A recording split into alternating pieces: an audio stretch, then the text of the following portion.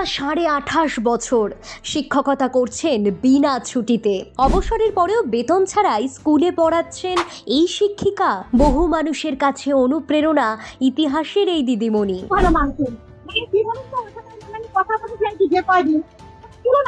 ছাত্রীদের অত্যন্ত প্রিয় সুপর্ণা ম্যাডাম। খুব ভালো, কখনো কামাই করেন না, ডেইলি স্কুল আসেন, আমাদের খুব ভালো করে পড়ান। তাই অবসর নিলেও নিজের পেশা থেকে সরে আসতে পারেননি শিক্ষিকা সুপর্ণা ঘোষ। কবি ভাস্কর চক্রবর্তী লিখেছিলেন, শীতকাল কবে আসবে সুপর্ণা, আমি 3 মাস ঘুমিয়ে থাকব। কিন্তু সুপর্ণা ম্যাডাম শীত, গ্রীষ্ম, বর্ষা কোনো ঋতুতেই ঘুমোতে চান না, জেগে থাকতে চেয়েছেন জাগিয়ে রাখতেও। টানা 28.5 বছরের চাকরি জীবনে একটাও ছুটি নেননি।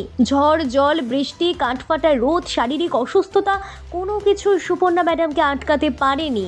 সব কিছু উপেক্ষা করে সুপর্ণা ম্যাডাম পৌঁছে যেতেন স্কুলে। শুধু যে দায়িত্ব পালন করার জন্যই চাকরিটা তিনি করতেন বা এখনো করছেন তা কিন্তু নয়।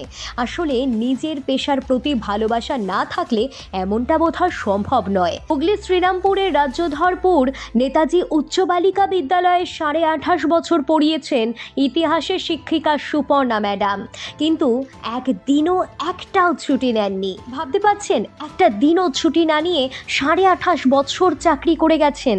গত 31শে অক্টোবর তিনি অবসর নিয়েছেন, কিন্তু তারপরেও পড়িয়ে চলেছেন ওই স্কুলেই বিনা বেতনে। 1997 সালের 2রা মে স্কুল শিক্ষিকার কাজে যোগ দিয়েছিলেন সুপর্ণা দেবী। পড়িয়েছিলেন 28.5 বছর।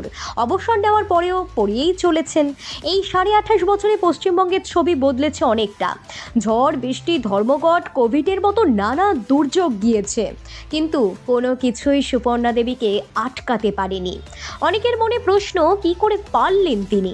সুপর্ণা ম্যাডামের সরল উত্তর, এটা আমার কাছে চ্যালেঞ্জ ছিল, ঈশ্বর সহায় থাকায় আমি এটা করতে পেরেছি। 28.5টা বছর কিন্তু নেহাত কম সময় নয়। এই সময়ের মধ্যে পশ্চিমবঙ্গে 3 জন মুখ্যমন্ত্রী দেখেছেন সুপর্ণা দেবী। অবসরের পরেও নিজের কাজকে আঁকড়ে বেঁচে আছেন সমাজ গড়ার কারিগর হিসেবে।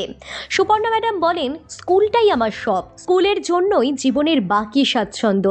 সুপর্ণা দেবীর জন্ম, স্কুল এবং কলেজের পাঠ দুর্গাপুরে। তারপরে বর্ধমান বিশ্ববিদ্যালয় থেকে ইতিহাসে স্নাতকোত্তর এবং চন্দননগর সরকারি কলেজ থেকে বিএড করেন তিনি। পড়া শেষে শুরু করেন পড়ানো। শিক্ষিকা হিসেবে হাতেখড়ি গিরিডির সেনা পাবলিক স্কুলে, কিন্তু তারপর তার বিয়ে হয় হাওড়ার আমতায়। তিনি যখন অন্তঃসত্ত্বা, সেই সময় শ্রীরামপুরের স্কুলে চাকরির সুযোগ আসে। চলে যান শ্রীরামপুরে। শিশুকন্যা ভূমিষ্ঠ হওয়ার কিছুদিনের মধ্যেই যোগ দেন শিক্ষকতার কাজে। সদ্যজাত কন্যাকে পরিচারিকার কাছে রেখেই স্কুলে পড়াতেন। মন খারাপ হতো ঠিকই, কিন্তু নিজের নেওয়া চ্যালেঞ্জে হেরে যেতে চাননি। 1997 সালের 2রা মে স্কুল শিক্ষিকার কাজে যোগ দিয়েছিলেন সুপর্ণা ম্যাডাম। পড়িয়েছেন টানা 28.5 বছর। বড্ড প্রিয় ইতিহাসের ম্যাডাম ছিলেন তিনি। এই 28.5 বছরে পশ্চিমবঙ্গের ছবি তো অনেক বদলেছে, কিন্তু সুপর্ণা ম্যাডাম বদলাননি। অবসর নেওয়ার পরেও পড়িয়েই চলেছেন। কোন আপনাকে এভাবেই নিজের চ্যালেঞ্জকে জয় করে এগিয়ে চলুন। ব্যুরো রিপোর্ট, প্রথম বাংলা।